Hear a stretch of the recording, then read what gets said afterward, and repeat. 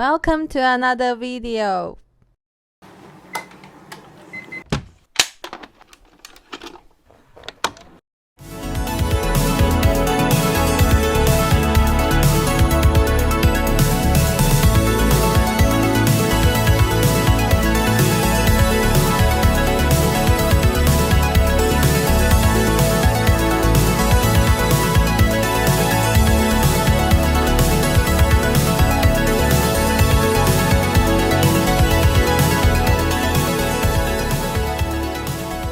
Well, hey there guys, and welcome to Sugar Pine Point, somewhere in California, just on the border of Nevada. In fact, I'm staying in Nevada, but my good friend, who I will be introducing to you in a very short time, has driven me all the way around Lake Tahoe. It's beautiful out here. We went up to Virginia, I think it's called Virginia City. It's a little town up in the hills, an old mining town. And we went down into Carson City and came all the way up here. So actually really happy to be able to see all this beautiful countryside. Anyway, the topic for today is camping. And the reason why I'm talking about camping is there are very big, vast differences between camping in China and camping here in America. And my friend, he's actually a bit of a camping expert. And well, I may as well just introduce you to him. So I'm just going to ask him to come on over. Please come on over, Lorne.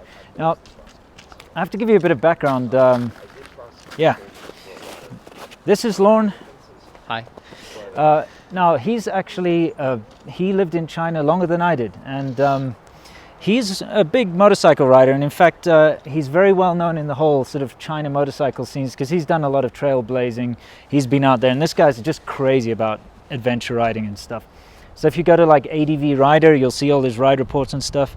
Amazing. So yeah, you should definitely go look him up. His China V is thing. Yes. So Yeah. well, I guess I did kind of introduce you, but So this is the lovely Sierras. We're on the shore of Lake Tahoe. We're on the west side right now at Sugar Pine Point State Park. This is California State Park, so it's monitored and taken care of by the state. But this is just typical of what we have all over this area of the country. We've got hundreds of beautiful campgrounds. They're all maintained, safe, really nice places. You get your privacy. And I think part of the adventure motorcycling thing led into camping, and then, well, I got a family, so now the whole family gets involved. So we've got a camper. nice. And we really enjoy living in this spot. We've got some of the best camping probably in the world, but definitely in the United States, right here in the Sierras. Yeah. So now let's talk a little bit, because he lived in China, for what, 15 years, Yeah, right? Okay. almost 17. Oh, 17 years. Sorry, my yeah. So yeah, It was he's got me beat. He's a real old China hand. Now, but I think we got to tell everybody that camping just isn't a thing in China. No, camping in China tends to be a group of about 50 people converging on a point, throwing up tents. Here it's more about being one with nature, one with the outdoors. And there's all different kinds of camping in the States. You've got people that do backcountry, backpacking and that kind of stuff, as well as the family campgrounds that we frequent so much. But one of the things that I always found frustrating in China was there were no campgrounds. No, there aren't. And there aren't. we did some motorcycle tours, and we carried camping gear. Yeah.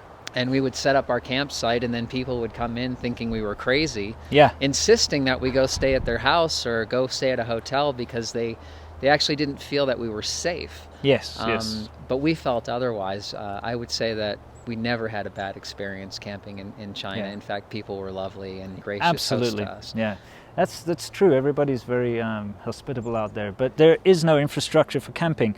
And a lot of places you can ask them, hey, can I set up my tent? They'll be like, no, you can't, like in any of the sort of wherever. But yeah, the lack of facilities for camping and the lack of camping culture.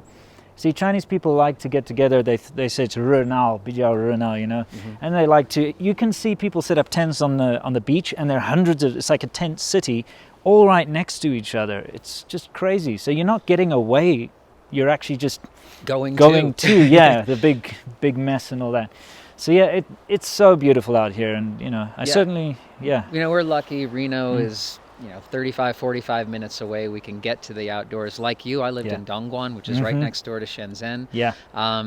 you know, you're talking an hour of travel to get to anywhere that was even remote enough to think of putting up a tent. Yeah. And I think many of you will know, when you think you're remote in China, you're not really remote. No. There's always people around. Yeah. Which again was comforting at times, but could always be a little bit frustrating when you're trying to get away from it all, and it's hard to get away from it. Absolutely. So yeah, that's the big difference. So if you're planning to go to China and go camping and rent an RV or something, forget about it. That service just doesn't exist. And yeah, there are no campsites, so you're going to have to make your own plan. Yes. Pretty much. Probably. I think that industry is just starting to blossom in China. But I think it's going to be a long time before they can handle 40-foot RVs barreling down the highway. Oh yeah. And then having the infrastructure for people to actually find a place to pull in and camp. Yeah. But I am hopeful with what I see here in the United States. We definitely come across quite a few Chinese people who are trying it.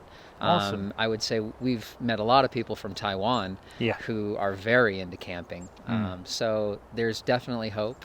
And it's exciting to see people getting out in the outdoors. Really, really happy about that. That's fantastic. Well, listen, thank you so much, Lon, for giving me a place to stay. Absolutely. It's so good to see you after all these years, because, you know, actually, you know, we've got some stories like the time I passed out drunk in your bed. And photos.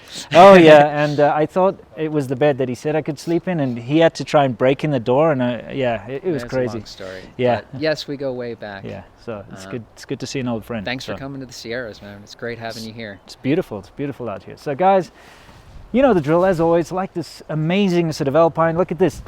We got snow.